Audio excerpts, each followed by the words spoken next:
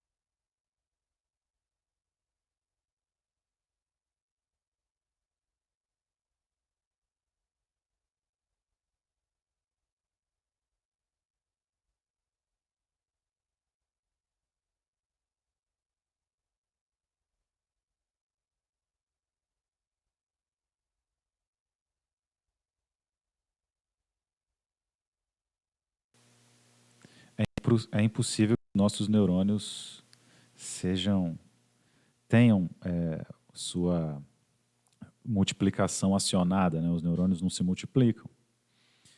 Então, a única coisa que a gente consegue fazer é diminuir a progressão da doença, certo? Agora eu acho que está gravando o nosso áudio. Vamos lá então. Ó. Vamos fazer um resuminho aqui, para relembrar o que a gente já falou a respeito. Ó. Como é que os fármacos funcionam? O grande mistério da farmacologia, né? É descobrir qual enzima participa de um processo biológico e aí verificar se a gente consegue construir um fármaco ou se um fármaco que a gente obtém de uma estrutura já identificada na natureza consegue interagir com esse receptor endógeno, que na maioria das vezes é uma enzima, é uma proteína. Vocês se lembram da proteína lá da bioquímica, né? E aí, a gente, se a gente identificar essa enzima e ela desempenha um importante papel na progressão da doença, a gente pode ir lá e inibir essa enzima, inibir a ação dessa enzima. E aí a progressão da doença é contida.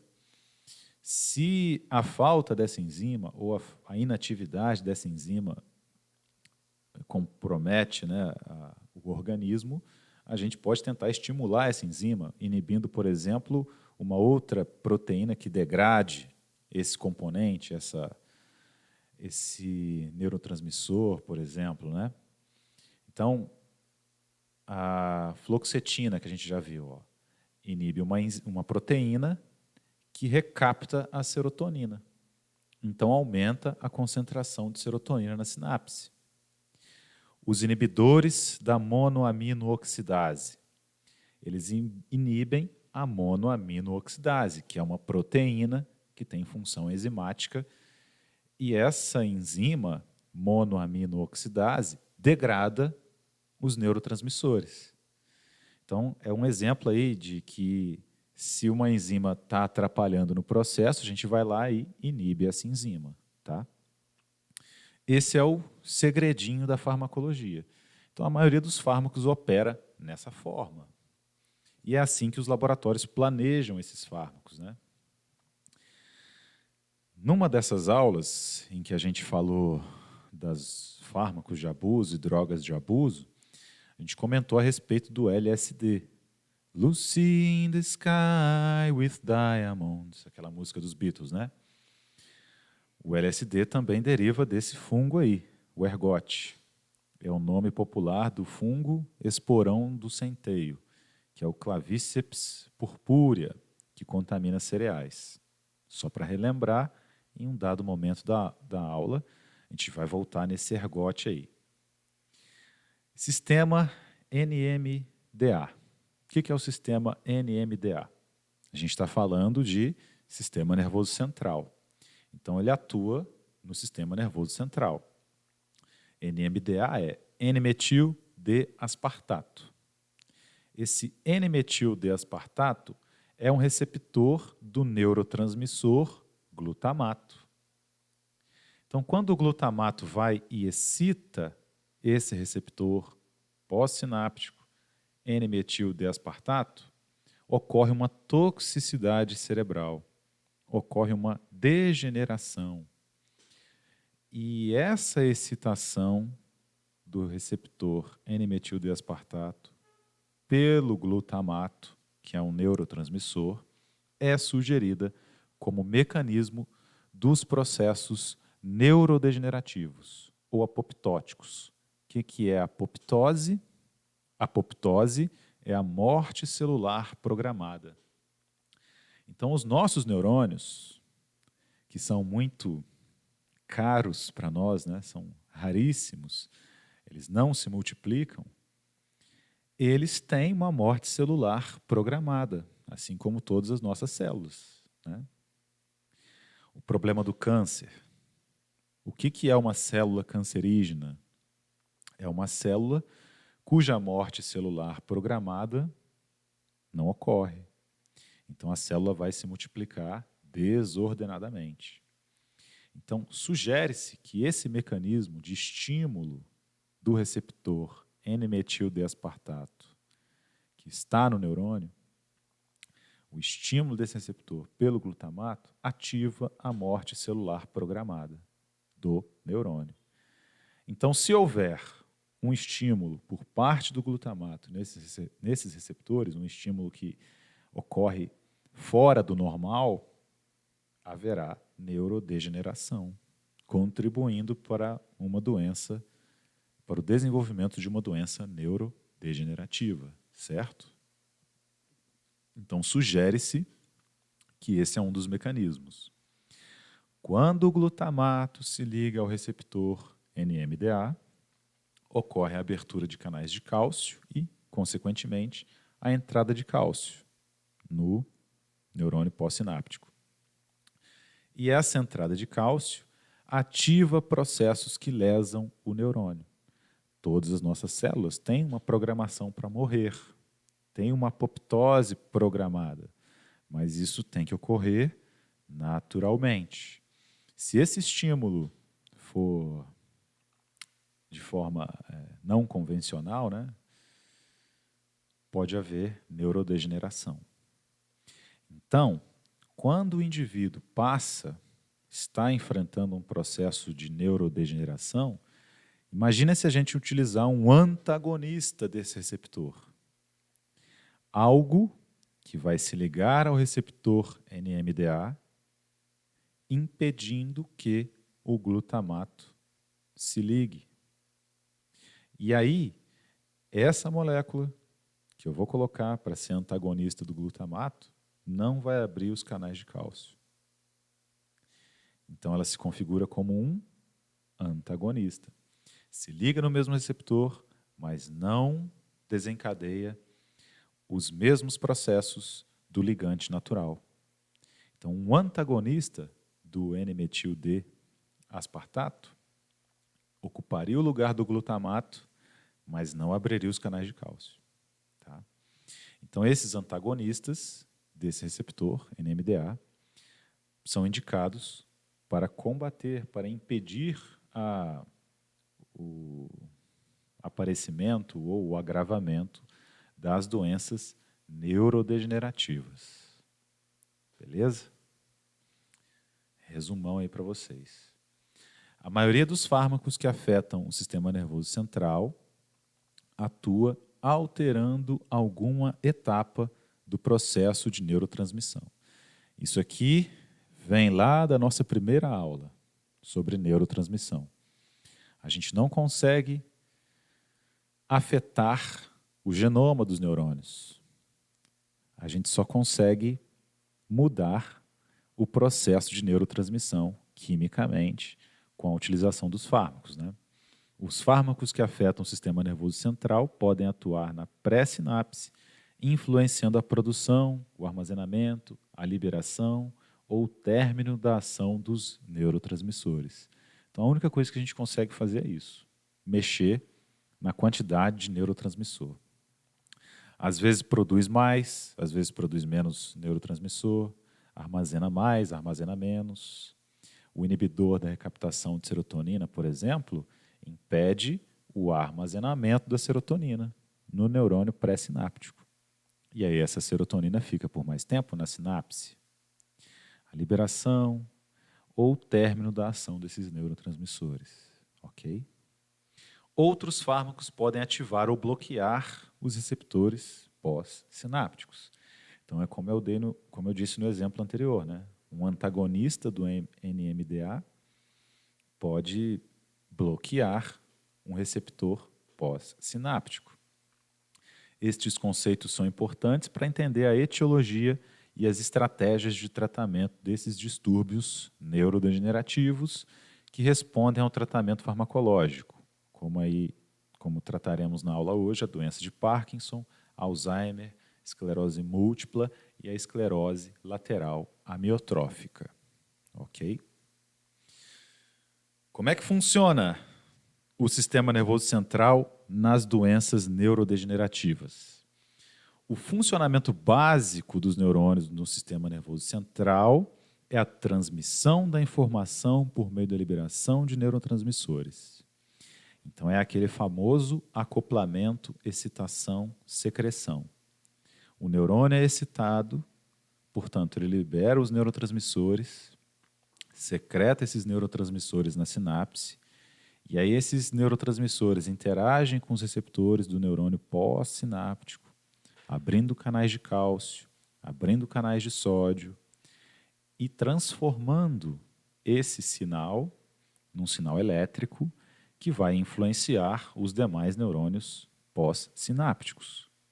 A exceção disso é o ácido gama-aminobutírico, que é um neurotransmissor inibitório. Muito bem, gostei da participação de vocês aí hoje. Como ele é um neurotransmissor inibitório, ele não abre canais de cálcio ou sódio quando interage com seu receptor pós-sináptico. Ele abre canais do íon cloreto. Isso aí. Estão lembrando bem. Então, meus amigos, o reconhecimento do neurotransmissor pelo receptor de membrana do neurônio pós-sináptico inicia alterações intracelulares. Além de passar um sinal elétrico desse neurônio para os pós-sinápticos, o genoma do neurônio muda. A gente já comentou a respeito disso. E aí eu coloquei alguns vídeos para vocês terem uma noção visual do que está acontecendo nesses neurônios quando a neurotransmissão acontece. Fica aí para vocês darem uma olhada depois. Tá? O sistema nervoso central contém uma rede poderosa de neurônios inibitórios que estão ativos constantemente na modulação da velocidade de transmissão neuronal. Os neurônios inibitórios, portanto, modulam a neurotransmissão. Esse caso a gente consegue observar, ter uma ilustração melhor do que acontece, na doença de Parkinson. Porque, como vocês bem sabem, o indivíduo que adquiriu a doença de Parkinson, ele não consegue controlar seus movimentos, certo? Então, a pessoa fica tremendo. Por quê?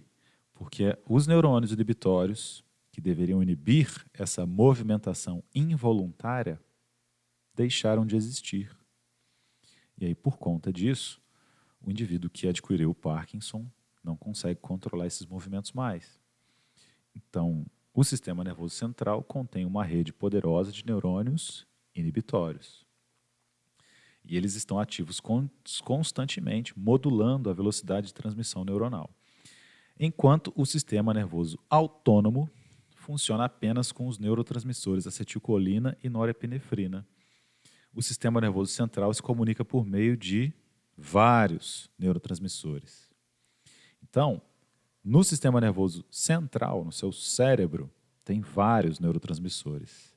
Mas simpático e parasimpático, que são as duas ramificações do sistema nervoso autônomo, só funcionam com acetilcolina e noradrenalina, ok? Vamos dar uma olhada aqui comigo nos antiparkinsonianos, nos medicamentos que são usados contra Alzheimer, nos medicamentos que são utilizados contra a esclerose múltipla e nos medicamentos que são utilizados para tratar a esclerose lateral amiotrófica. Veja se você já dispensou algum desses por aí, né, durante a semana ou durante o mês, se você já trabalha na drogaria. Ó.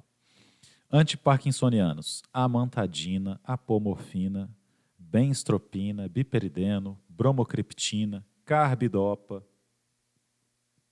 entacapona, levodopa, que é utilizado em associação a carbidopa em muitos pacientes. E aí eu já chamo a atenção para você no seguinte sentido: dopa. Lembra qual neurotransmissor do sistema nervoso central? Dopa. Ah, isso mesmo. Dopamina, muito bem. Pramipexol, prociclidina, razagilina, ropinirol, rotigotina, selegilina, que também é conhecida como deprenila, toucapona, triexilfenedil. São os medicamentos antiparkinsonianos. Se levodopa e carbidopa lembram a dopamina, isso quer dizer que, para controlar o Parkinson, eu preciso da dopamina. Então, o que causa o mal de Parkinson? É a ausência da dopamina, certo? Agora você já consegue fazer essa associação mental, já nesse slide, de que os problemas relacionados ao Parkinson são problemas relacionados à dopamina. A dopamina, portanto, é liberada pelos neurônios que inibem os movimentos. Se esses neurônios morrem, menos dopamina, não se consegue controlar os movimentos. Beleza? Contra o Alzheimer: donepezila, galantamina, memantina, rivastigmina e o fitoterápico que a gente já viu lá na disciplina de fitoterapia, a ginkgo biloba. Os medicamentos usados na esclerose múltipla: azatioprina, ciclofosfamida, dalfampridina, dexametasona. Ué, professor, mas isso aí não é um anti-inflamatório? É, pois é.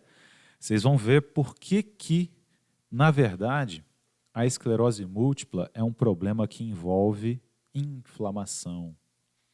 É um problema que envolve o nosso sistema imune. Aí eu te convido para o seguinte raciocínio. Uai, se eu vou usar um anti-inflamatório para essa doença, há uma grande chance de que essa doença seja uma doença autoimune. É o caso da esclerose múltipla. A gente já comentou em situações, né, relacionadas às doenças autoimunes que qualquer parte do seu corpo pode se comportar como um antígeno. O diabetes mellitus tipo 1 é desencadeado por conta, na sua imensa maioria das vezes, por uma doença autoimune. Ué, professor, como assim? O diabetes mellitus tipo 1 não é a ausência de produção de insulina? O organismo não produz insulina? Pois é. Por que não produz? Porque em algum momento as células beta-pancreáticas responsáveis por produzir a insulina tornaram-se um antígeno. E aí o nosso sistema imune matou as células beta-pancreáticas nesse momento. Portanto, esse indivíduo não consegue mais produzir a insulina porque o sistema imune eliminou boa parte das células beta-pancreáticas. E a esclerose múltipla também é uma autoimunidade, só que contra os neurônios, ok? É por isso que são utilizados aí os anti-inflamatórios. Fingolimod, glatiramer, beta-interferona 1A, beta-interferona 1B, mitoxantrona, natalizumab, prednisona. Olha aí a prednisona que você usa para dor de garganta, para inflamação na garganta, sendo utilizada aqui também na esclerose múltipla. Então, faça essa associação que a esclerose múltipla é inflamatória. E para que ela seja inflamatória, ela tem que ser autoimune. Teriflunomida e contra a esclerose lateral amiotrófica tem sido utilizado esse riluzol. No sistema nervoso central, os receptores da maioria das sinapses estão acoplados a canais iônicos. A fixação do neurotransmissor ao receptor de membrana pós-sináptico resulta na abertura rápida e transitória dos canais iônicos. Então, vamos recordar aqui como é que ocorre a neurotransmissão. Ó. Figura A. Esse é o receptor do neurônio pós-sináptico. Ele está vazio, ou seja, sem o agonista, que é o neurotransmissor. Então, esse receptor está aqui associado a um canal de sódio, que, nesse momento, sem o neurotransmissor, está fechado. A partir do momento que o neurotransmissor interage com esse receptor, abre o canal. Aí que eu também chamo os senhores, convido os senhores para o seguinte raciocínio. Vocês se lembram da epilepsia, do ataque epilético? Quando a gente fala de epilepsia, a gente fala de bloqueio dos canais de sódio. Porque o que gera o ataque epilético não são justamente sinais elétricos descoordenados percorrendo o sistema nervoso central? Pois é, se eu usar um fármaco que bloqueie os canais de sódio, esses canais não serão abertos. E aí, isso acarretará a diminuição desses impulsos elétricos descoordenados. Porque quem inicia o impulso elétrico é a abertura do canal de sódio. Então, sempre que a gente pensa em epilepsia, a gente pensa em fármacos que bloqueiam canais de sódio. Certo? Só para relembrar aí, vamos em frente. Os neurotransmissores podem ser classificados em excitatórios ou inibitórios. Então, quais são as vias excitatórias? A estimulação de um neurônio excitatório estimula a liberação de neurotransmissores e, consequentemente, a transmissão do impulso nervoso. Se o número de neurônios excitatórios estimulados aumenta, mais neurotransmissor excitatório é liberado. Então, ocorre uma reação em cadeia quando os neurônios se excitam.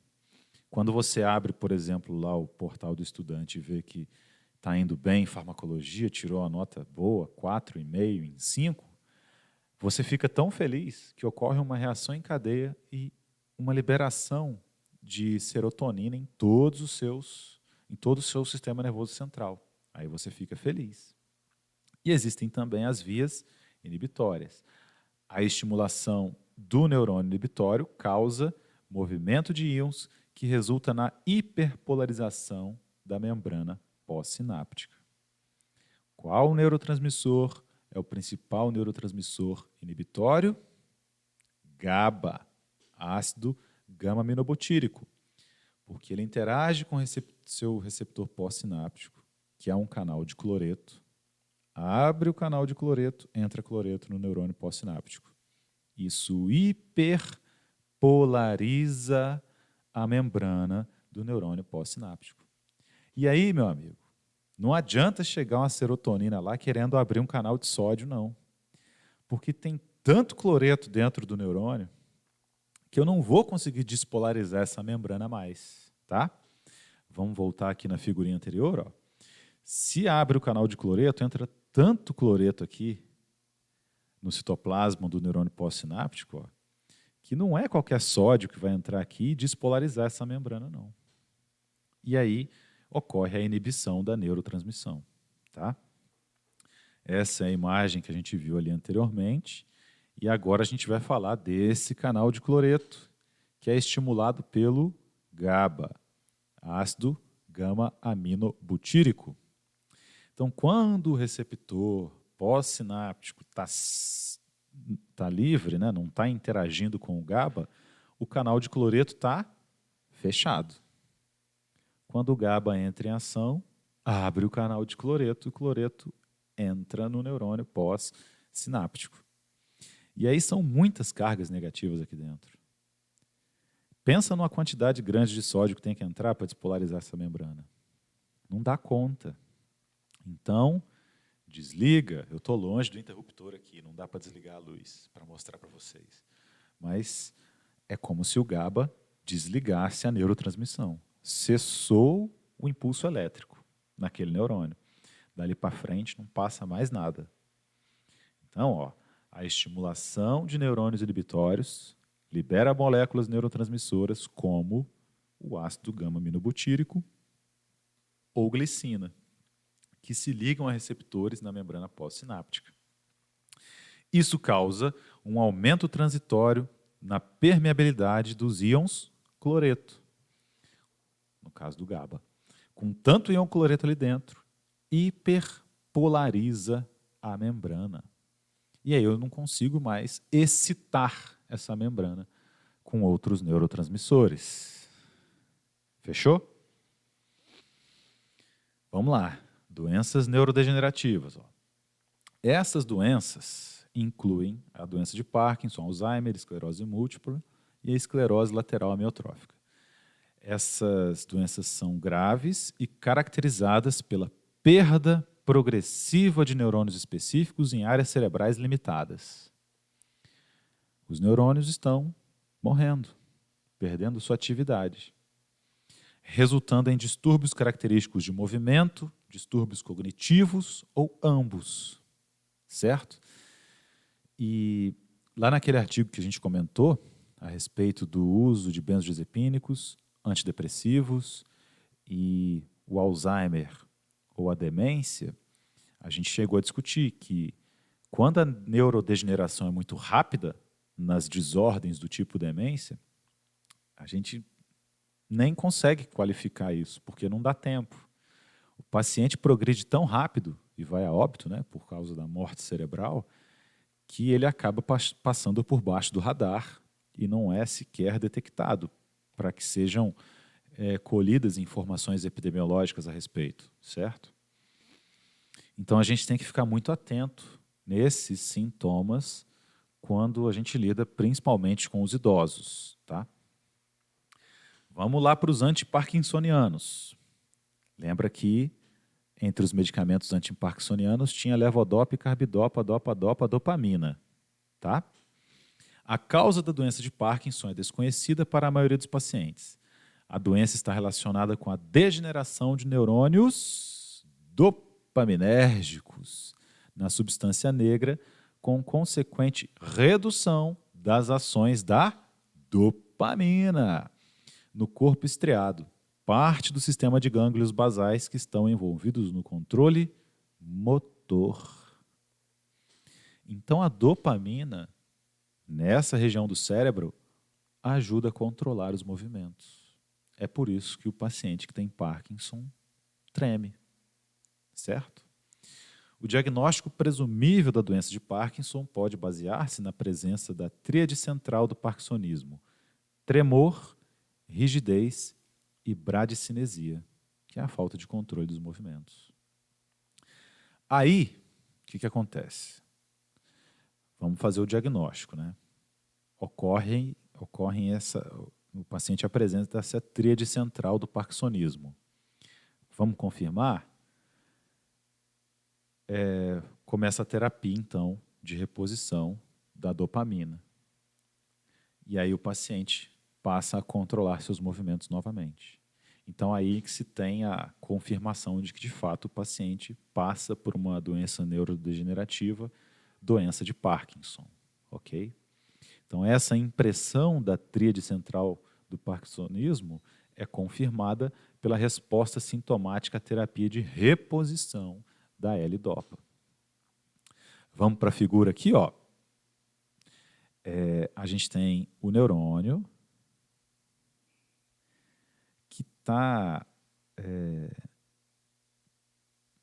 conseguindo aqui ser inibido por um neurônio que parte lá da substância negra. Ó.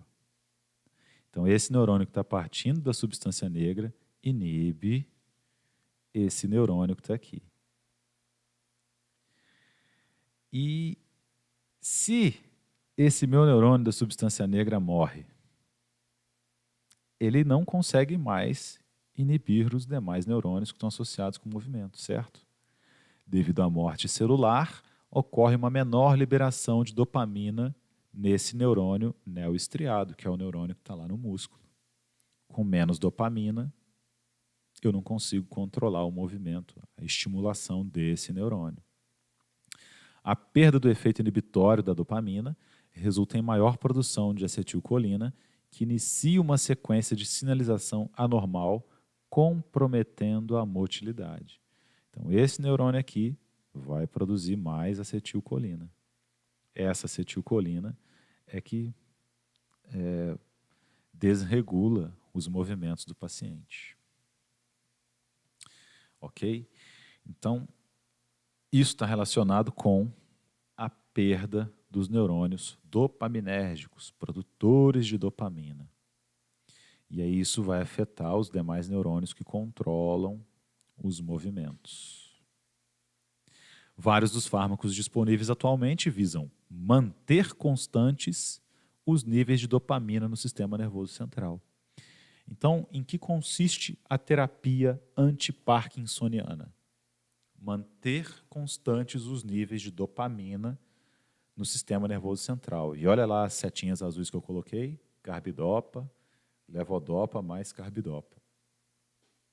Então, falou de Parkinson, lembra da dopamina. Esses fármacos oferecem um alívio temporário dos sintomas, mas eles não interrompem nem revertem a degeneração neuronal causada pela doença. Infelizmente, até hoje, não existe cura. Levodopa e carbidopa são precursores metabólicos da dopamina. Então, essa levodopa e carbidopa, que são medicamentos, quando eles chegarem lá no sistema nervoso central, atravessando a barreira hematoencefálica, eles serão convertidos em dopamina. E aí eles vão restabelecer a neurotransmissão dopaminérgica, aumentando a síntese de dopamina nos neurônios ainda ativos da substância negra.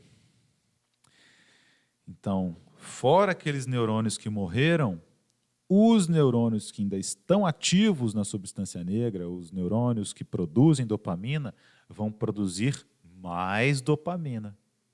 E aí vão ajudar no controle dos movimentos. O alívio oferecido pela levodopa é meramente sintomático, então só os sintomas serão aliviados. Assim como todos os fármacos que atuam a nível do sistema nervoso central, inclusive os antidepressivos que a gente já viu, os ansiolíticos que a gente já viu, eles só aliviam os sintomas. E é por isso que eles devem ser usados pelo tempo determinado. Porque quando utilizados cronologicamente, trarão danos ao sistema nervoso central. E essa é a missão que nós temos, faca na caveira. Eu preciso de vocês me ajudando nessa missão de conscientização dos demais profissionais de saúde e principalmente dos pacientes em relação ao consumo desses medicamentos que atuam a nível do sistema nervoso central. Eles não são a cura, só aliviam os sintomas. Mas, professor, no caso de Parkinson, coisas assim, eles não têm como ficar sem a medicação muito tempo. Não tem. Mas na depressão e na ansiedade, sim. a gente tem que trabalhar para que ocorra o desmame, etc., como a gente comentou anteriormente, né? A questão que eu quis estabelecer aqui é que, do mesmo jeito que o paciente que tem Parkinson e Alzheimer, ele não consegue cura, a pessoa que tem ansiedade e depressão não consegue cura por meio do medicamento. E aí a gente precisa tentar outras terapias, no depressivo e no ansiolítico, né? Agora, você tem razão. Aqui no Parkinson, no Alzheimer, não tem como o paciente ficar sem o medicamento. Vai ser um uso cronológico, porque está ocorrendo a neurodegeneração, né? E a gente tem que manter a qualidade de vida desse paciente pelo maior tempo possível. E o neurônio que morreu, morreu, não se recupera. Não se recupera. E não tem como recuperar nunca, vai só perdendo, perdendo, perdendo. Exatamente. Você, eu, todos os seres humanos e animais, né? A gente nasce com uma quantidade de neurônios específica. Nascemos assim. Ah, mas então era para toda criança ser um gênio, né? Porque ele tem mais neurônios do que o adulto, certo? Só que o que a criança não tem são as sinapses entre os neurônios. O que vai fazendo com que ela demore para aprender a andar, demore para aprender a falar, mesmo com uma quantidade absurda de neurônios, é que não existem conexões entre esses neurônios. Essas conexões vão sendo feitas conforme a idade avança, né? Mas as perdas de neurônios são constantes ao longo da vida, ou deveriam ser, né?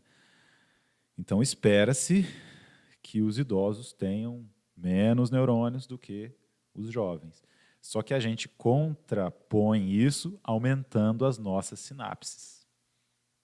Então, é por isso que... Então, o neurônio morre por inteiro, ele não morre só a parte do receptor ali, só alguns receptores, ele morre inteiro. Morre inteiro o neurônio.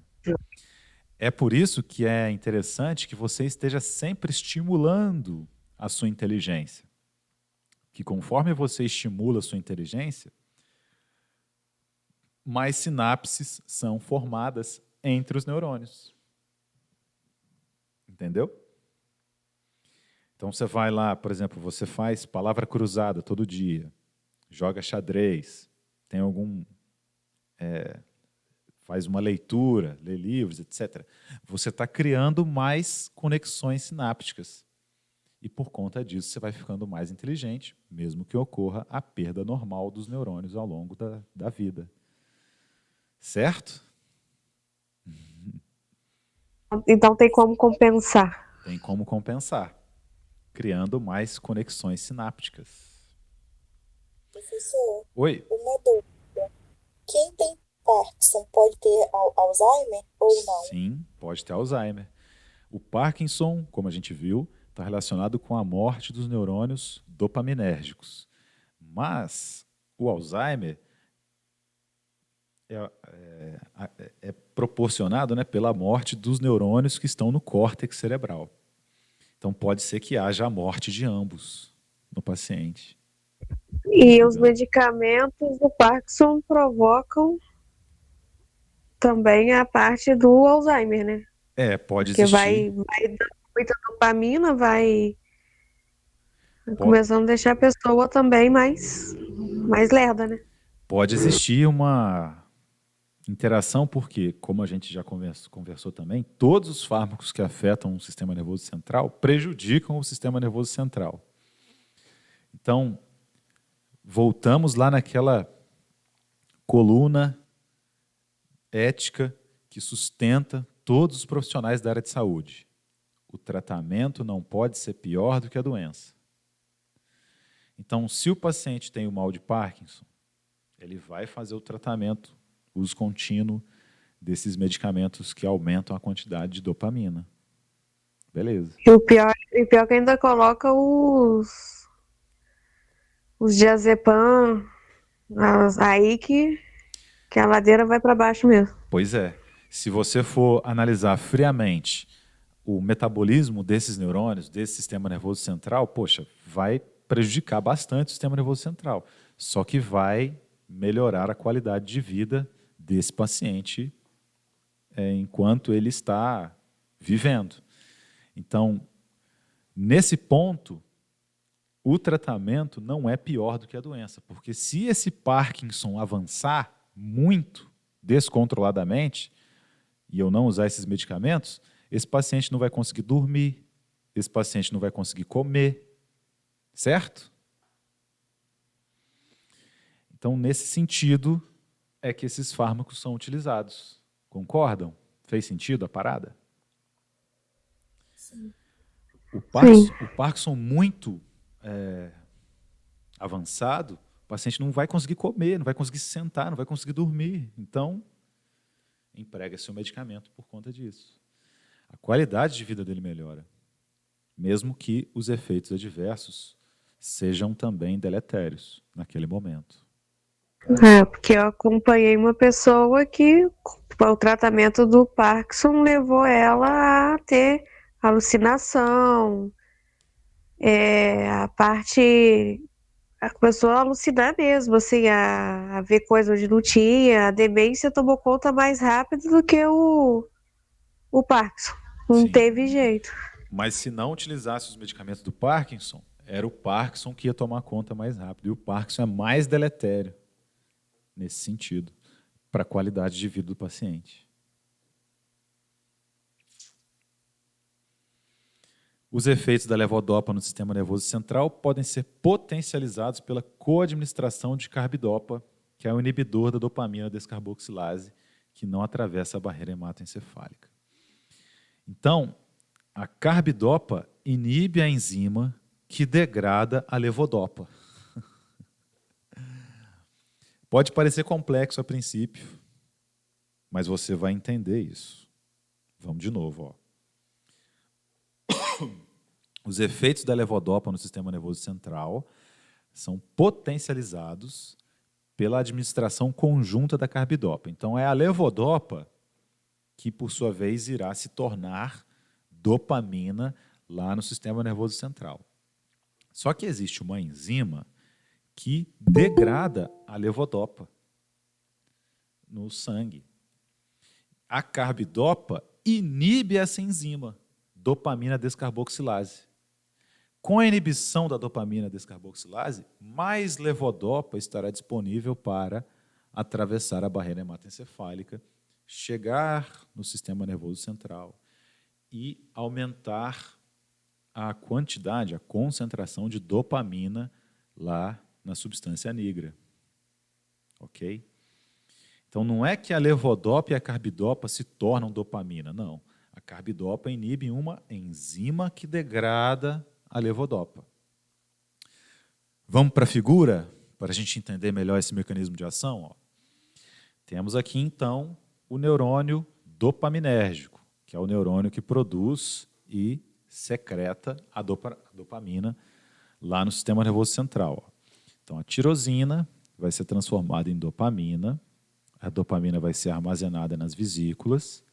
Essa vesícula, em um determinado momento, se funde com a membrana plasmática aqui do terminal axônico e a dopamina é liberada, interagindo com o seu receptor pós-sináptico. A levodopa, quando ela é administrada, ela vai se tornar essa dopamina, certo? Só que a levodopa, sozinha, vai ser metabolizada no tecido gastrointestinal.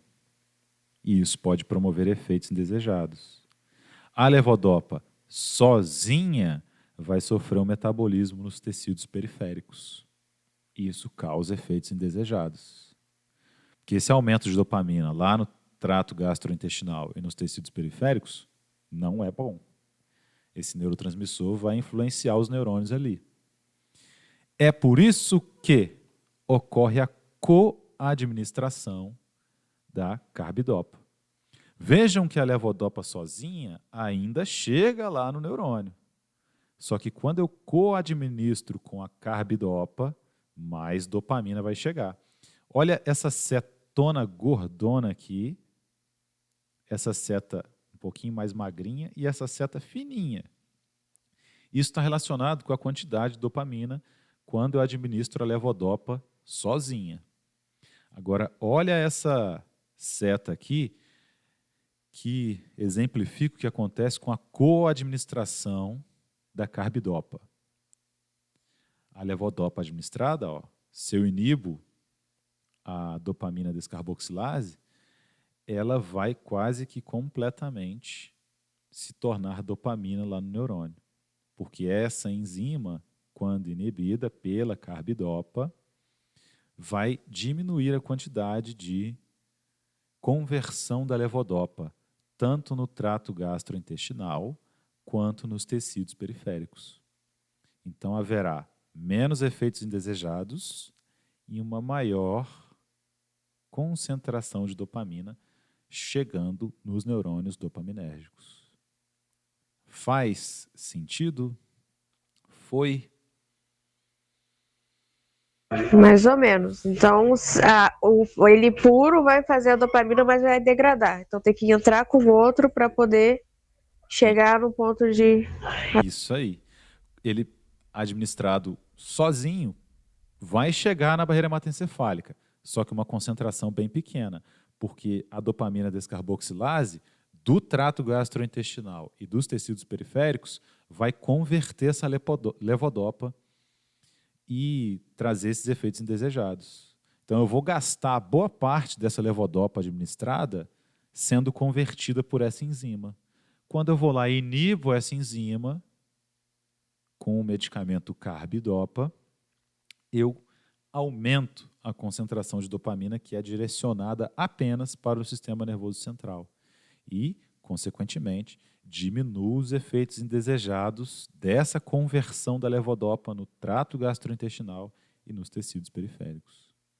Porque lá no TGI e nos tecidos tem a dopamina descarboxilase convertendo a levodopa aos seus metabólitos. A carbidopa inibe isso. Ok? Selegilina e rasagilina.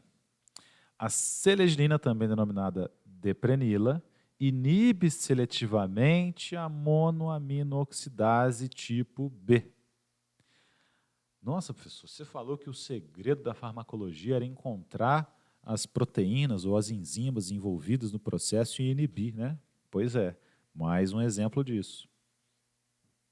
Quando a selegilina inibe essa monoaminooxidase tipo B, isso ocorre melhorando a condição do paciente. Por quê?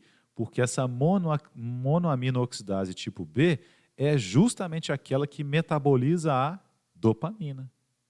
Então, lá nas sinapses, tem uma enzima que degrada a dopamina. Uai, se eu inibir essa enzima, a quantidade de dopamina na sinapse vai aumentar. Aumentando, eu melhoro o controle dos movimentos. Então, é o caso da selegilina. Ela é uma inibidora dessa enzima monoaminooxidase tipo B. Ela não inibe a monoaminooxidase tipo A, que metaboliza a norepinefrina e a serotonina, exceto em dosagens acima da recomendada, quando ela perde a seletividade. Porque pensa bem, se ela inibisse a monoaminooxidase tipo A, ia causar uma certa confusão, porque ia aumentar também a quantidade de norepinefrina e serotonina nas sinapses. E aí não teria como usar esse medicamento. Só que a selegilina apresenta uma seletividade maior pela monoaminooxidase tipo B, que degrada apenas a dopamina. Dessa forma, inibindo a enzima que degrada a dopamina, a selegilina aumenta os níveis de dopamina no cérebro, diminuindo o metabolismo, portanto, da dopamina. Vem cá na figura para você entender. Ó. Então, nós temos a dopamina. A monoaminooxidase tipo B transforma essa dopamina lá nas sinapses em metabólitos. Quando eu inibo a monoaminooxidase B, por utilização da selegilina, eu inibo essa degradação. E aí a quantidade de dopamina aumenta. Ok? Entacapona e toucapona são inibidores da catecol-O-metiltransferase, o que reduz a concentração de 3-oximetildopa no plasma, aumenta a captação central de levodopa e eleva as concentrações cerebrais de dopamina. São medicamentos, portanto, né, que estão envolvidos no aumento das concentrações cerebrais de dopamina. Parkinson, dopamina. Parkinson, dopamina. Então, os medicamentos querem elevar a concentração de dopamina no sistema nervoso central. Onde que eles entram aqui, então? Ó? Olha a levodopa que foi administrada. A catecol-O-metiltransferase atua convertendo essa levodopa em 3-oximetildopa. E essa 3-oximetildopa inibe a entrada da levodopa no sistema nervoso central. Quando a atividade da dopamina descarboxilase periférica é inibida pela carbidopa, forma-se uma concentração significativa de 3-oximetildopa que compete com a levodopa pelo transporte ativo no sistema nervoso central. Então, como é que essa levodopa vai chegar lá no sistema nervoso central? Ela não vai simplesmente atravessar a barreira hematoencefálica, como os outros fármacos que a gente viu até então. Ela tem um transportador específico para isso, para que ela chegue lá no sistema nervoso central. Então, o que acontece? Se eu tenho um produto, um componente que parece muito com a levodopa, ele vai ser transportado no lugar da levodopa.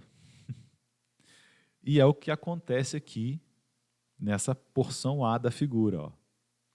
A catecol-metiltransferase converte a levodopa que foi do fármaco que foi administrada em 3-oximetildopa. Só que aí a 3-oximetildopa é transportada no lugar da levodopa lá para o sistema nervoso central. Então, a quantidade de levodopa que vai para o sistema nervoso central é menor. Quando eu coloco a entacapona no sistema, ela inibe também a catecol-metiltransferase. E aí, menos levodopa administrada vai ser convertida em 3-oximetildopa. Ou seja, essa levodopa será transportada para o sistema nervoso central em uma maior concentração. Mais um exemplo de encontrar a enzima que está envolvida no processo e inibir essa enzima. Esse mecanismo foi tão bem estudado, meus amigos, que eles conseguiram identificar as enzimas que participam. Então, se tem uma enzima que está degradando a levodopa no sistema, no trato gastrointestinal e no tecido periférico, isso vai diminuir a concentração de levodopa que vai lá para o sistema nervoso central, não vai? Beleza. Vamos inibir essa enzima. Essa enzima é inibida com a carbidopa. Opa! Apareceu outro problema aqui. A levodopa também é convertida pela catecol-metiltransferase num outro componente que é transportado no lugar da levodopa lá para dentro do cérebro. Uai! Vamos inibir essa enzima aí também. Aí fizeram, então, a entacapona e a toucapona, que inibem a catecol-metiltransferase. A inibição da catecol-metiltransferase pelo entacapona diminui a concentração plasmática de 3-oximetildopa. Aumenta, portanto, a captação central de levodopa e aumenta a concentração cerebral de dopamina. Então, a inibição da catecol-metiltransferase diminui a quantidade de 3-oximetildopa. Então, eu consigo transportar mais levodopa para o sistema nervoso central. Consequentemente, mais dopamina no sistema nervoso central. Melhora do controle motor. Então, são fármacos, carbidopa e entacapona, que inibem enzimas que degradam, que convertem a levodopa. Inibindo essas enzimas, eu consigo aumentar a quantidade de dopamina no sistema nervoso central. Parkinson, dopamina. Parkinson, dopamina. Essa figura aqui, então, quando vocês forem estudar isso depois, traz o efeito da entacapona na concentração de dopamina no sistema nervoso central. Que efeito é esse? Inibição da CONT, catecol ou metiltransferase. Bromocriptina, ropinirol, pramipexol, rotigotina, apomorfina. São agonistas do receptor de dopamina, ou seja, eles imitam a dopamina. Todos os mecanismos de ação dos fármacos antiparkinsonianos estão relacionados com a dopamina. Para tratar o Parkinson, eu sempre quero aumentar a dopamina nas sinapses. Então fizeram aí agonistas, componentes, fármacos, estruturas químicas que se parecem com a dopamina, que interagem com o receptor dopaminérgico e desencadeiam os mesmos efeitos da dopamina endógena. Como é que eu chamo esses fármacos? Agonistas. Então, eles são agonistas dos receptores dopaminérgicos. É como se eles fossem dopaminas lá no sistema nervoso central. Esses fármacos têm uma duração de ação mais longa do que a levodopa e são eficazes em pacientes que apresentam flutuações em resposta à levodopa. Vejam que as informações aqui estão em camadas, né? Primeiro tenta tratar com a levodopa. Depois, quando a levodopa tem problemas no controle dos movimentos, administra com a carbidopa. Beleza, está funcionando. Problemas nos movimentos começam a surgir. Entacapona. Aí vai tomar os 3. Olha, por muito tempo funcionou, mas agora os movimentos pioraram. Vamos entrar então com um agonista da dopamina. E aí é que esses fármacos entram em ação. Bromocriptina, ropinirol, pramipexol, rotigotina e apomorfina. Só que esses fármacos são ineficazes em pacientes que não mostraram resposta terapêutica à levodopa. Então, podem existir pacientes que, mesmo com a administração da levodopa, não melhoram os sintomas do Parkinson. A apomorfina é um agonista dopaminérgico injetável, usado em estágios graves e avançados da doença, para suplementar medicações orais. Então, quando a situação começa a ficar insustentável, aí é que se recorre a esses medicamentos, tá? Os efeitos adversos graves limitam a utilidade dos agonistas da dopamina. Então, é aquilo que a gente tinha comentado anteriormente, né? O nosso referencial ético, nosso norte moral. O tratamento não pode ser pior do que a doença. Então, esses fármacos, eles trazem efeitos adversos graves. Então, eles só podem ser utilizados quando a doença já está num estágio muito avançado. Tá? E aí eles se justificam na utilização terapêutica, porque os efeitos adversos deles são muito severos.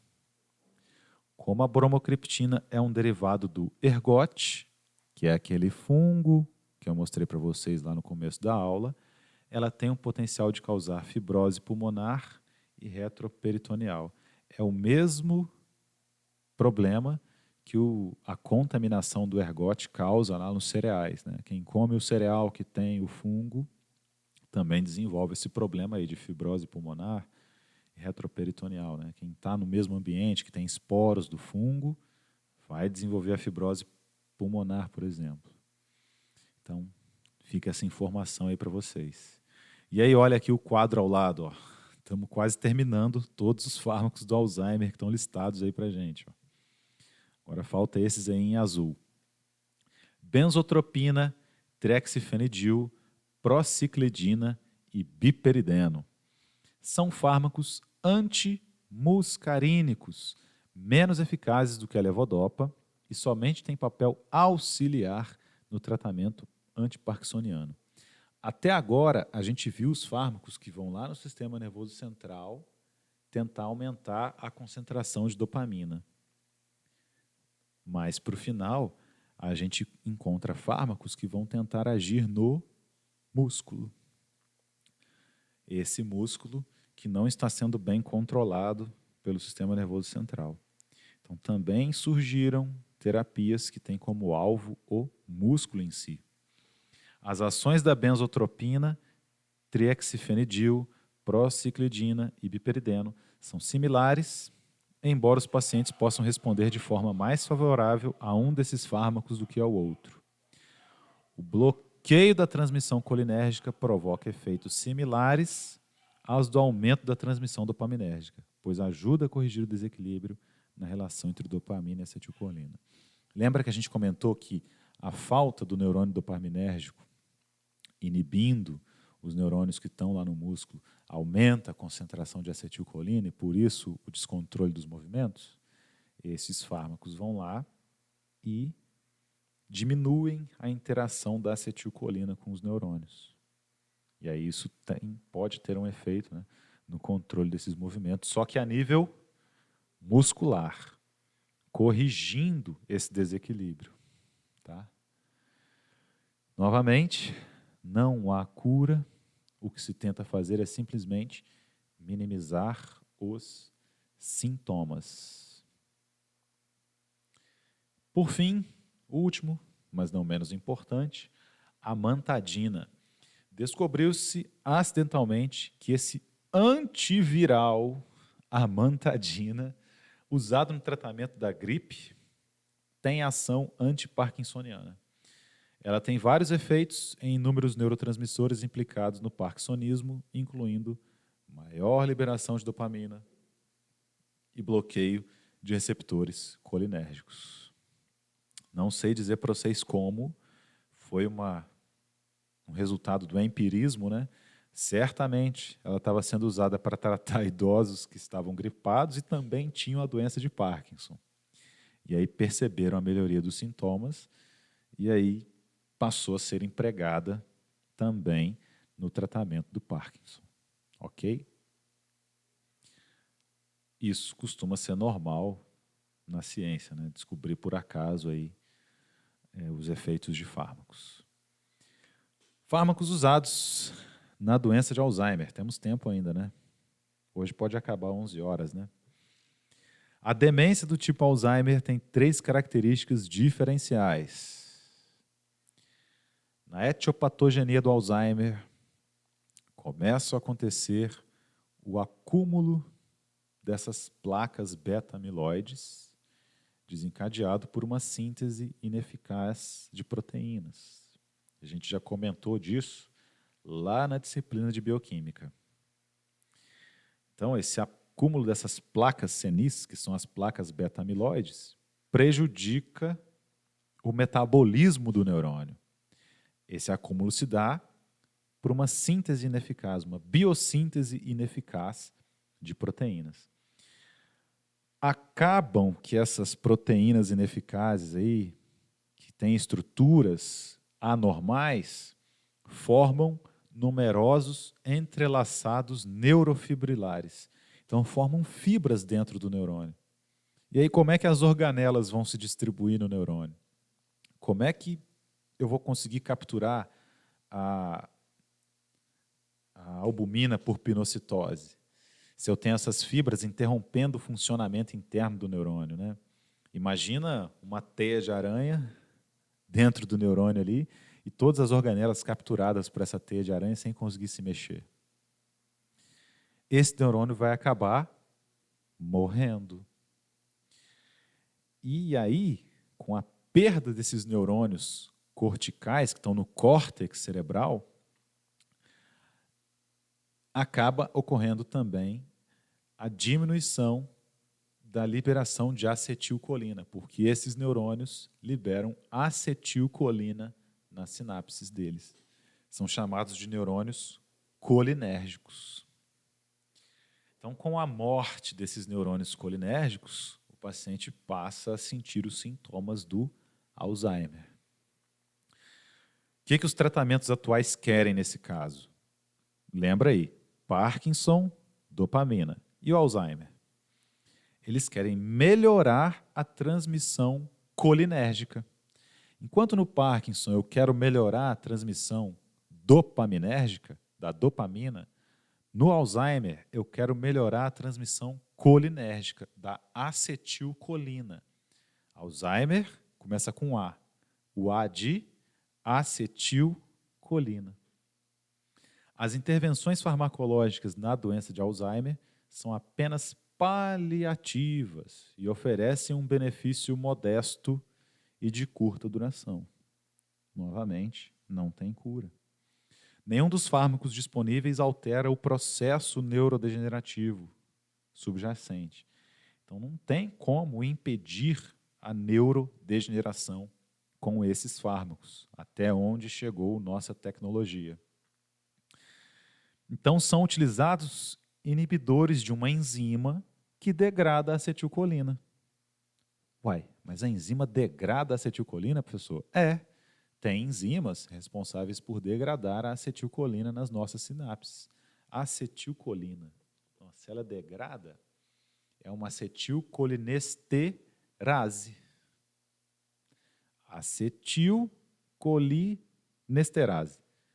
Ela degrada a acetilcolina, quebra a acetilcolina, né?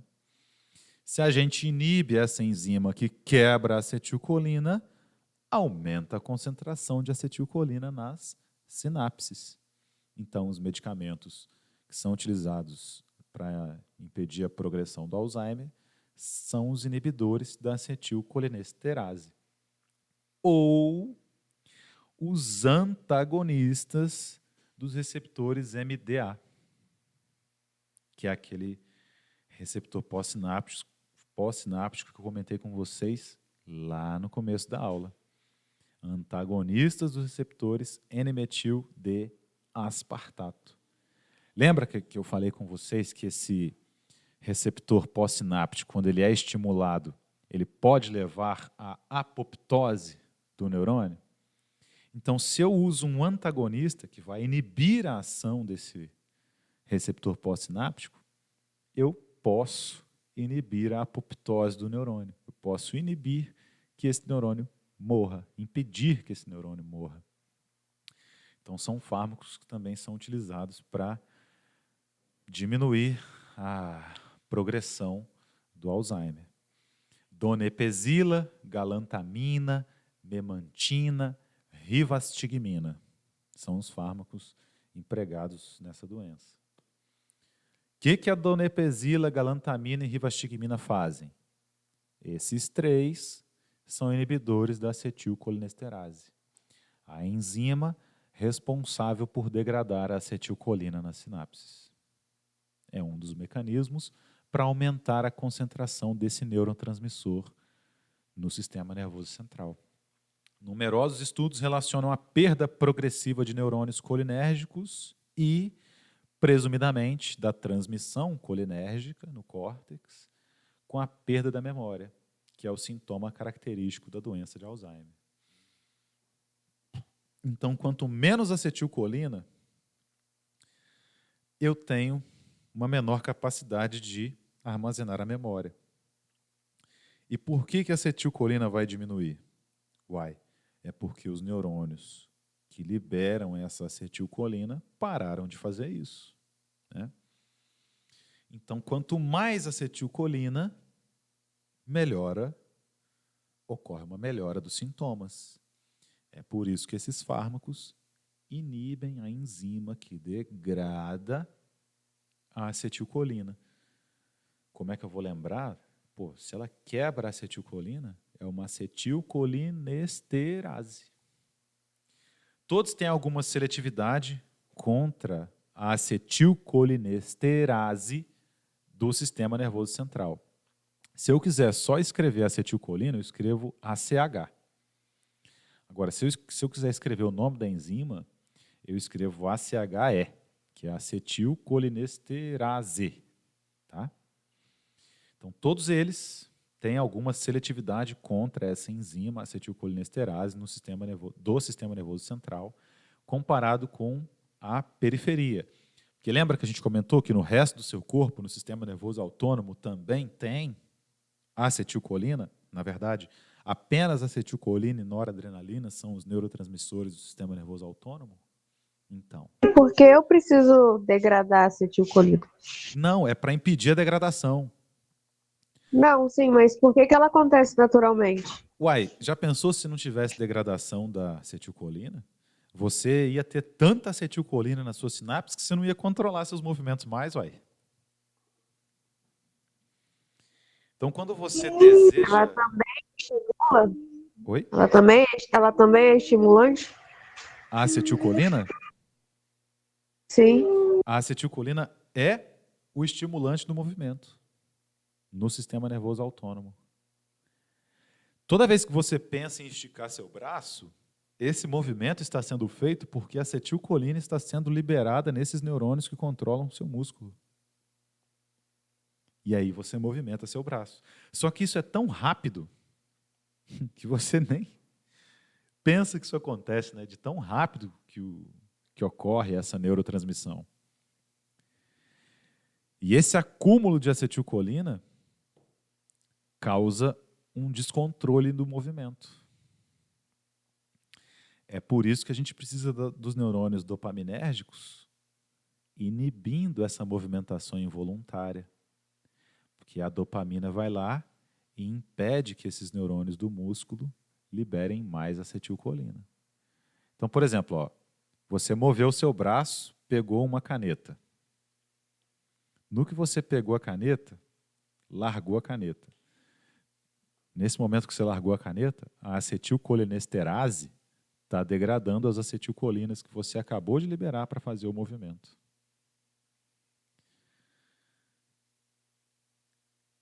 Isso ocorre no seu sistema nervoso autônomo. Se esses 3 fármacos não fossem seletivos para a acetilcolinesterase do sistema nervoso central, o paciente que tomasse isso não ia conseguir se mexer. Porque não ia ter acetilcolina também no sistema nervoso autônomo. Você não ia conseguir se movimentar. Esses fármacos só inibem a acetilcolinesterase do sistema nervoso central. Então, aumenta a acetilcolina só no sistema nervoso central.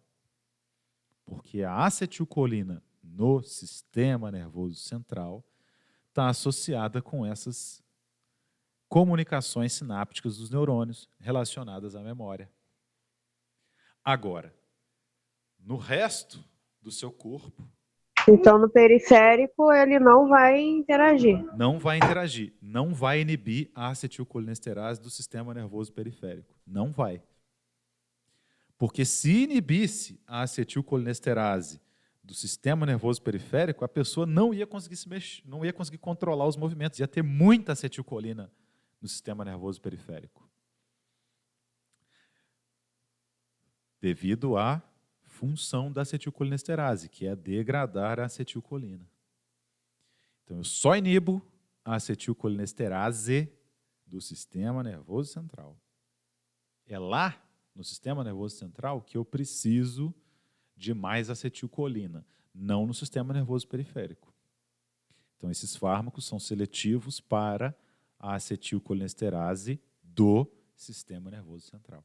É um trem que vocês precisam estudar esses efeitos, porque ouvindo assim, de primeira, pode causar uma certa confusão. Mas eu tenho certeza que, estudando esse assunto mais a fundo, escrevendo principalmente, vocês vão conseguir memorizar Porque isso. confunde isso aí, né? Porque você usa... Você fica mais focado no periférico. Aí, do nada, o fármaco vem e bloqueia ali, interage só a nível central. Exatamente. Confunde bem.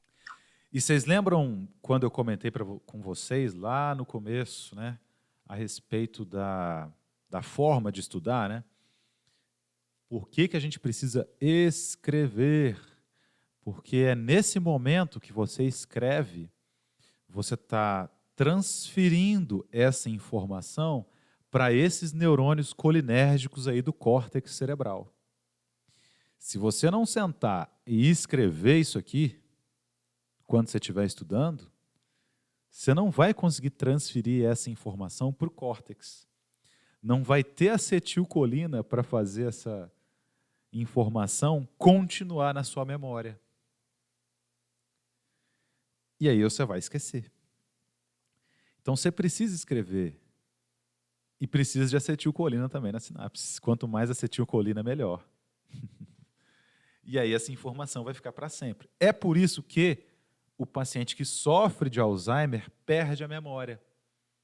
Porque como os neurônios colinérgicos morrem no córtex, ele não consegue mais acessar essa informação. Está vendo? Uma ligação com a recomendação ideal de estudo, que eu vi lá sendo descrita pelo professor Pierluigi Piazzi, daquele vídeo que eu mandei para vocês, e uma situação que ocorre na doença de Alzheimer.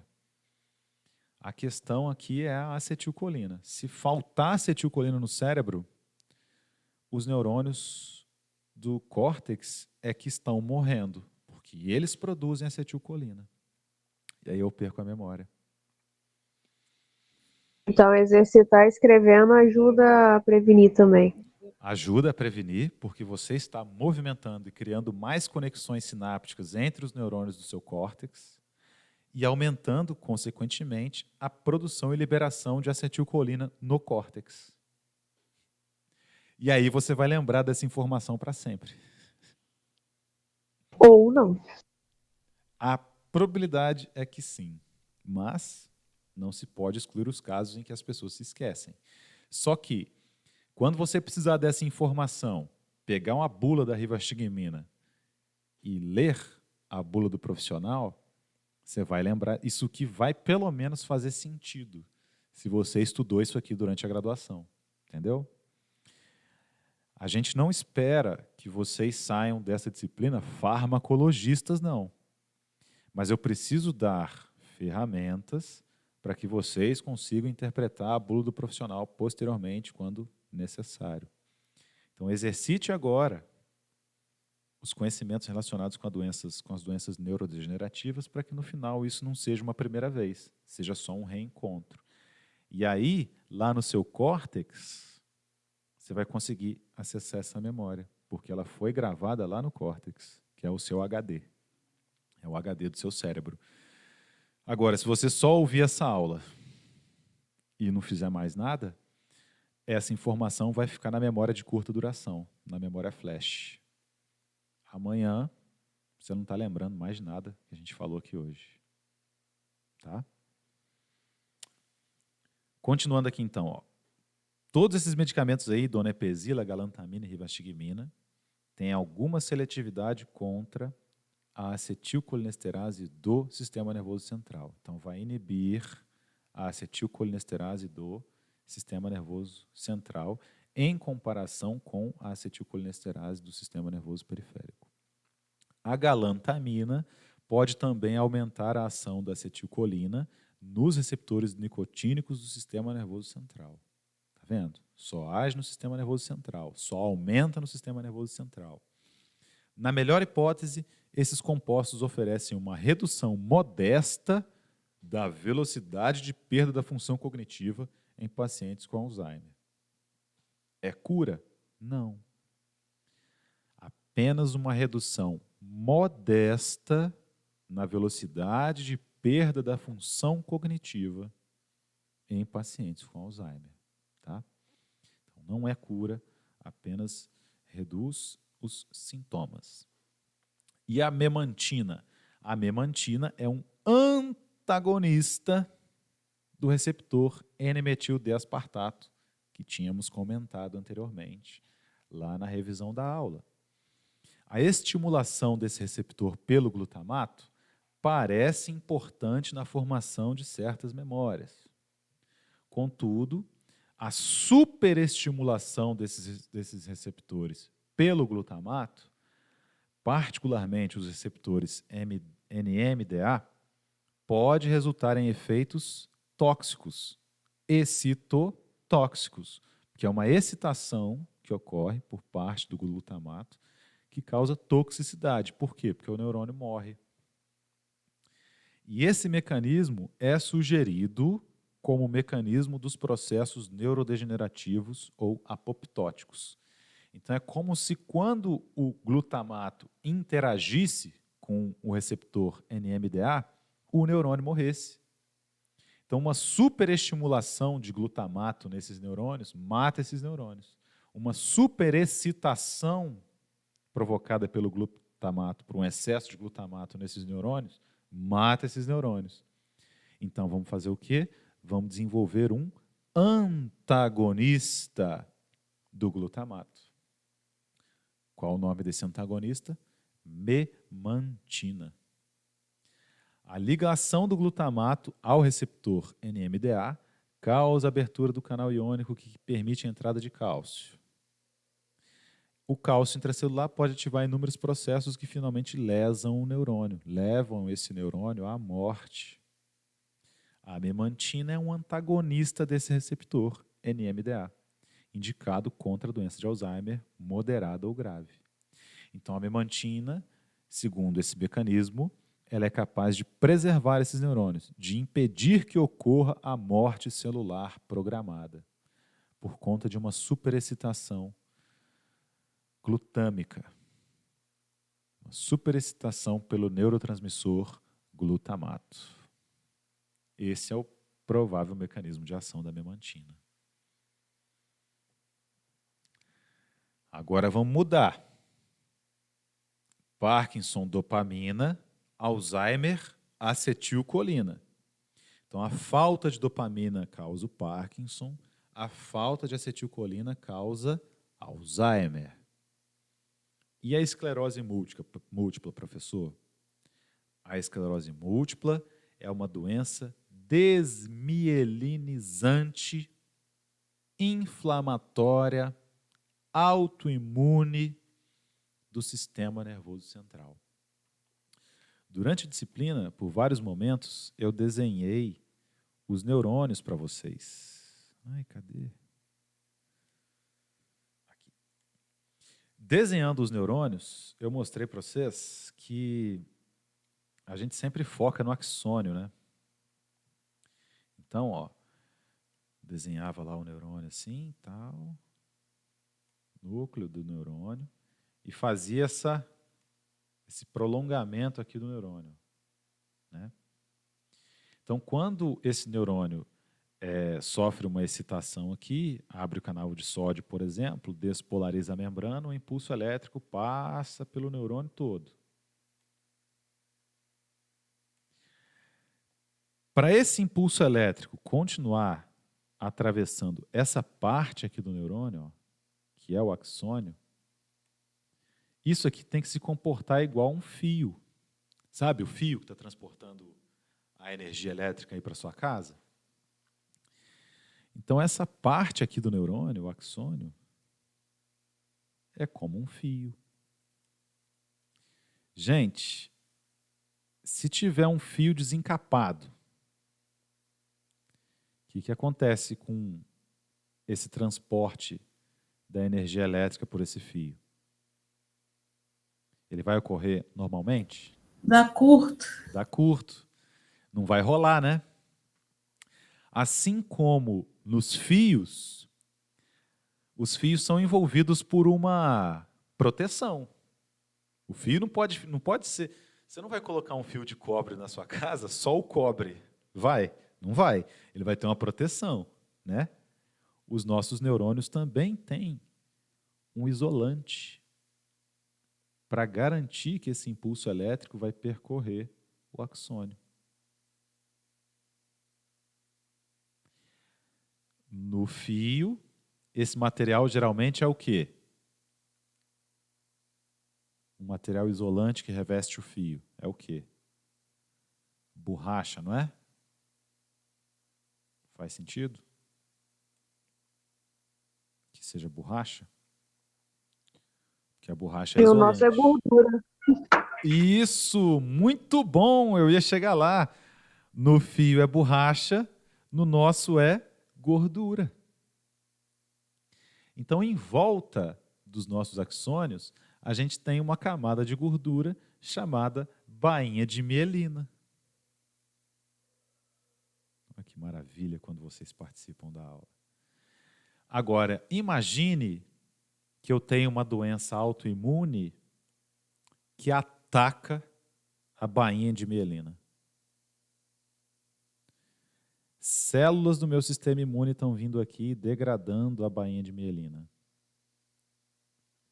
Se eu tiro a capa do fio, dá curto. Se eu tiro a bainha de mielina, eu consigo fazer a transmissão do sinal elétrico?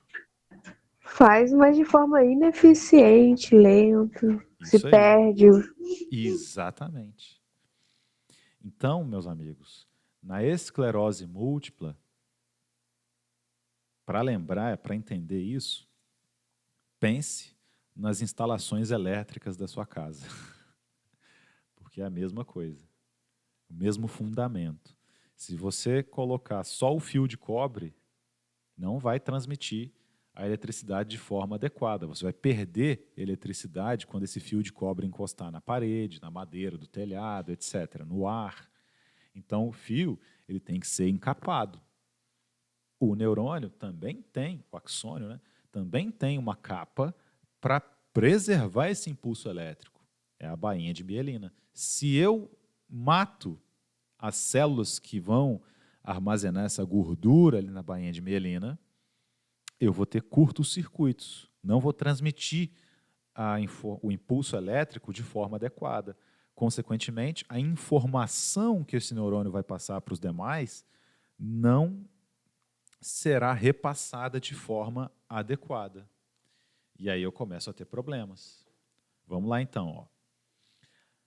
A esclerose múltipla é uma doença desmielinizante. Por quê? Porque ela vai afetar a mielina. Vai retirar a capa de gordura, entre aspas, que reveste o axônio. Como que ela faz isso? Por conta de uma autoimunidade. As células do sistema imune vão atacar as células da mielina. Ok? A evolução da esclerose múltipla é variável. Por quê? Porque essa resposta imune pode ser fraca, essa resposta imune contra as células da bainha de mielina pode ser fraca, suave, ou pode ser drástica demais. Então, a evolução da doença vai depender do sistema imune. Em alguns casos, pode consistir em 1 ou 2 episódios neurológicos agudos. Em outros, é uma doença crônica, reincidente e progressiva que pode se estender por 10 a 20 anos. Então, quando a resposta imune não é tão drástica, ela é mais suave, lenta e progressiva, a doença se estende por muitos anos. Os fármacos contra a esclerose múltipla, atualmente aprovados, são indicados para diminuir as taxas de recaídas ou, em alguns casos, para prevenir o aumento das limitações.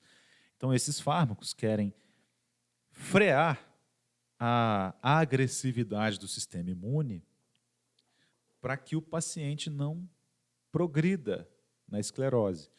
E a progressão da esclerose começa a limitar o paciente em todos os sentidos. Sentidos cognitivos, a movimentação, porque é onde os neurônios atuam, certo? Na cognição, na Então, movimentação. o fármaco vai frear, vai dar uma parada, mas jamais vai recuperar o que já Perdeu. foi. Não vai conseguir recuperar o que já perdeu. Porque o sistema imune é complicado. Como é que eu paro o meu sistema imune? O paciente que tem diabetes mellitus tipo 1, ele consegue fazer o sistema imune dele parar de atacar as células beta-pancreáticas? Não. Ele tem que tomar insulina exógena para o resto da vida, né? A mesma coisa aqui. Faz sentido? Então, Oi? uma dúvida. Por que a esclerose ela começa sempre na região periférica? Talvez porque os neurônios que controlam essas regiões sejam os mais afetados pelo sistema imune. Mas eu acho que isso não é uma regra. Não pode ser uma regra. Pode haver Por que paciente. é mulher. Ela é uma doença que dificilmente ataca homem. É, É mais mulher. Por quê? pode estar relacionado com questões hormonais e aí o desenvolvimento da autoimunidade. Faz sentido? As mulheres têm É, muitas alterações hormonais que podem mulher é desencadear meio essas complicado doenças de autoimunes. Hã? mulher e hormônio é um troço bem chato, né? Mas eu não sei te dizer se é isso. Mas você conseguiu enxergar um padrão mesmo. Geralmente ocorre mais em mulheres. Aí, quando a gente não sabe a verdadeira causa, a gente chuta uma causa, né? E a principal diferença entre homens e mulheres são as questões hormonais. Então, qual que é o alvo dessa medicação usada para esclerose múltipla? Modificar a resposta imune por meio da inibição dos processos inflamatórios mediados por leucócitos, que eventualmente levam à lesão da bainha de mielina e à diminuição ou inadequação da comunicação axonal entre as células. Então, se o sistema imune está degradando a bainha de mielina, ele está prejudicando a passagem do impulso elétrico pelo axônio, que a gente chama tecnicamente de comunicação axonal. Então, quando você lê essa palavra aí, é a passagem do impulso elétrico pelo axônio. Se eu prejudico a comunicação axonal por conta de um ataque do sistema imune, eu preciso impedir que o sistema imune ataque essas células. Então, a terapia contra a esclerose múltipla tem como alvo o sistema imune, propriamente dito. Eu preciso diminuir, inibir os processos inflamatórios. Diminuir, inibir o ataque do sistema imune contra as células que compõem, que sintetizam a gordura da bainha de mielina. E aí Meio vem. difícil. É bem difícil. E aí vem, ó, beta-interferona 1A e beta-interferona 1B. E nesse caso aqui, pessoal, quando vocês forem estudar, essa parte aqui deixa de lado, porque é muita coisa. Fica só com Alzheimer e Parkinson, tá? Mas eu preciso mostrar para vocês que isso aqui existe, ok? Então não se preocupe em decorar isso aqui, apenas estude. Apenas estude. Não é para você não estudar, é para você estudar, mas não se preocupe em decorar isso aqui para a prova. Aqui, ó. Aí você Beta-interferona. taca lá uma questão bem bonita. Não vou fazer isso não, vocês sabem que eu sou legal. Ó, beta-interferona 1A e beta-interferona 1B. Os efeitos imunomoduladores, tá vendo? Vai atuar na resposta imune. Os efeitos imunomoduladores da interferona ajudam a diminuir a resposta inflamatória, que leva à desmielinização da bainha dos axônios.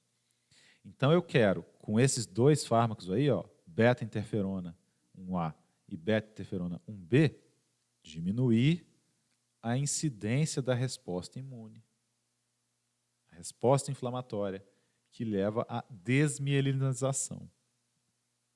Os efeitos adversos dessas medicações podem incluir depressão, reações locais à injeção ou à infusão, aumento das enzimas hepáticas e sintomas tipo gripe.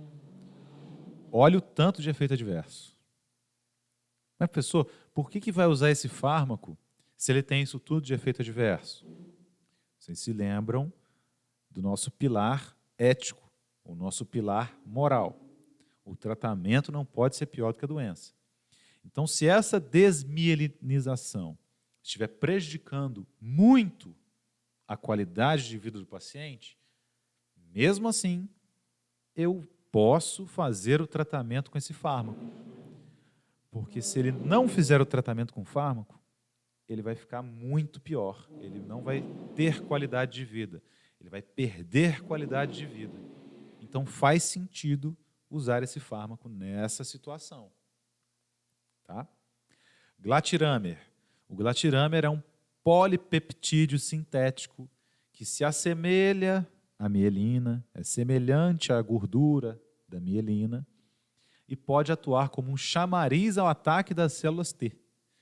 Então, pensa bem, cara.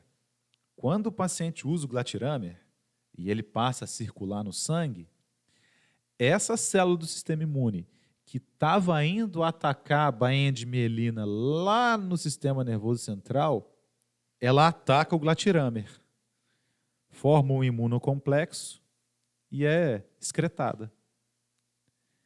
É como se fosse um boi de piranha, né? Esse aí foi inteligente. Não foi? Pensa bem. Ó, vai atravessar a boiada. O rio tem piranha. Em rio que tem piranha, jacaré nada de costa, né? Mas vai atravessar a boiada. Se eu colocar a boiada toda para passar de uma vezada só, pode ser que as piranhas ataquem vários bois. O que o pessoal fazia? Pegava um boi, o mais velho, o mais magro, o que estava perto de morrer já, sangrava esse boi e fazia esse boi entrar no rio. Todas as piranhas iam atacar esse boi, com um ataque das piranhas, ia sair nadando para longe, correnteza abaixo, e aí a boiada toda atravessava mais segura. É o boi de piranha. O glatirammer está funcionando mais ou menos dessa forma. Porque enquanto ele está circulando, o sistema imune está atacando o glatirammer e não está indo lá para o sistema nervoso central atacar a bainha de mielina dos neurônios. Então, ele é um chamariz ao ataque das células T. Alguns pacientes apresentam reações pós-injeção, que incluem rubor, dor no peito, ansiedade e prurido. Normalmente é autolimitante. Chega um momento que ele para de funcionar. Fingolimod é de uso oral e altera a migração dos linfócitos, resultando em menos linfócitos no sistema nervoso central. Então, o fingolimod, de alguma forma, ele impede que esses linfócitos migrem lá para o sistema nervoso central. O fingolimod pode causar bradicardia de primeira dose e está associado com aumento do risco de infecção e edema macular. Esses medicamentos, novamente, são muito arriscados, mas o tratamento não pode ser pior do que a doença. Teriflunomida é um inibidor de síntese de pirimidina, de uso oral, que reduz a concentração de linfócitos. Todos os fármacos utilizados na esclerose múltipla, eles vão ter alguma interação com o sistema imune, tá vendo? Ó. Teriflunomida reduz a concentração de linfócitos no sistema nervoso central.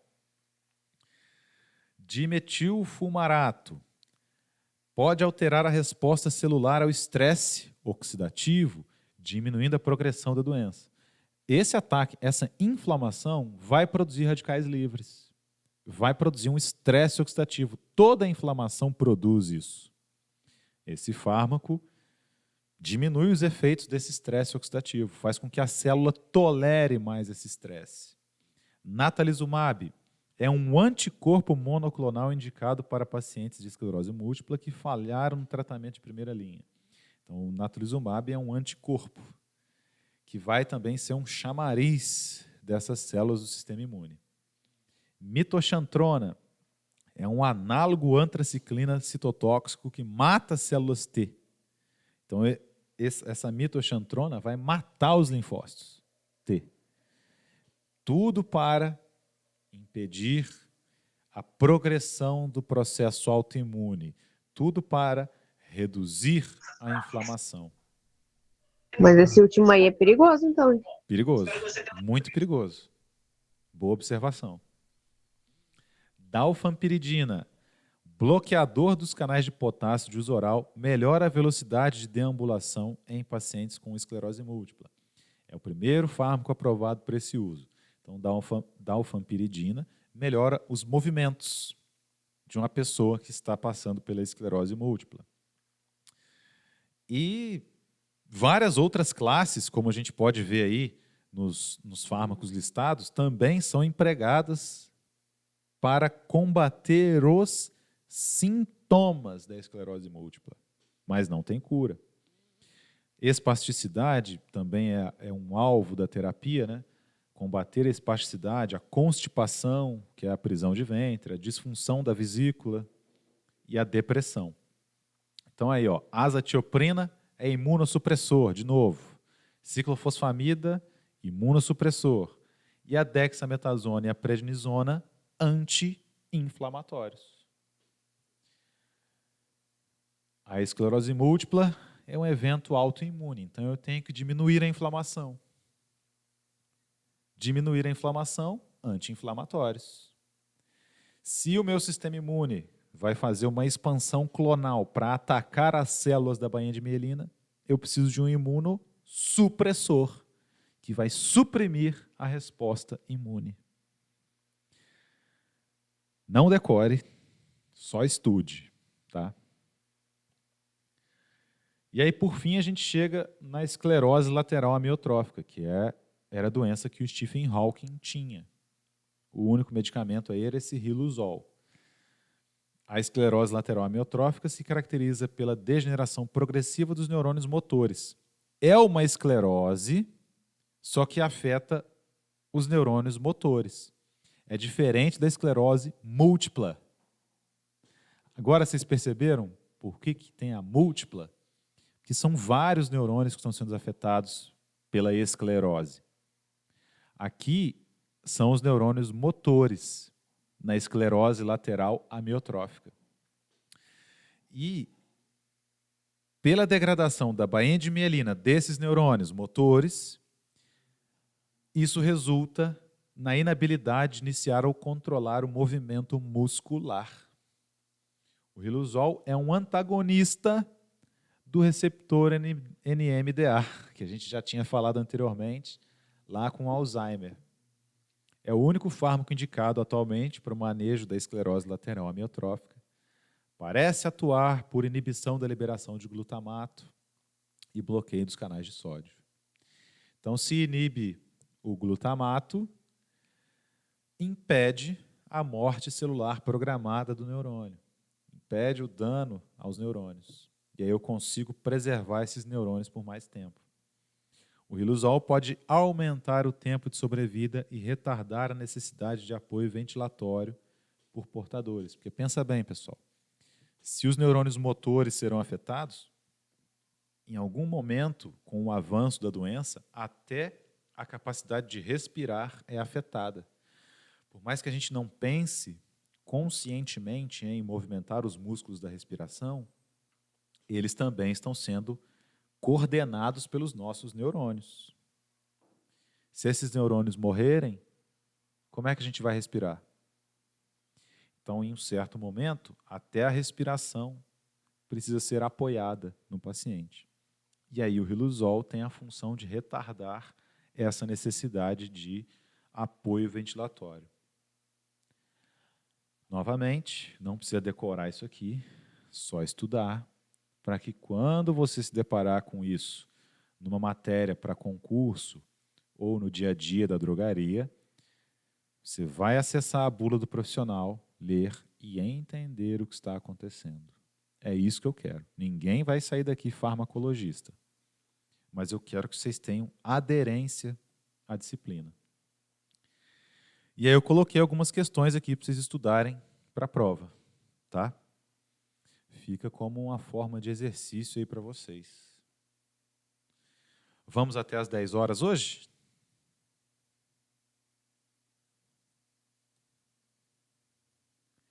Cadê a animação, pessoal? Tinha pergunta no... Vamos até 10 horas. Ficamos assim por hoje, então. Tinha uma pergunta no chat aí que eu não tô conseguindo acessar aí. Ah, tinha? A síndrome de Tourette também é um tipo de doença neurodegenerativa? Eu acho que não, Stefano. Eu sigo lá o Dileira e o Psico. Gosto bastante deles. Não é uma doença neurodegenerativa. É alguma coisa relacionada com a neurotransmissão também. Mas eu não acredito que seja neurodegenerativa, não. Beleza?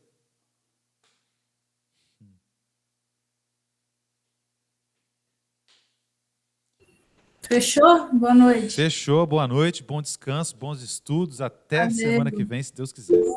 Isso. Valeu, professor. Fez a barba, hein?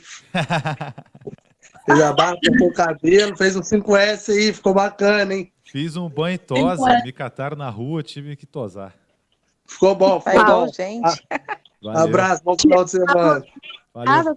Vocês também. Passado.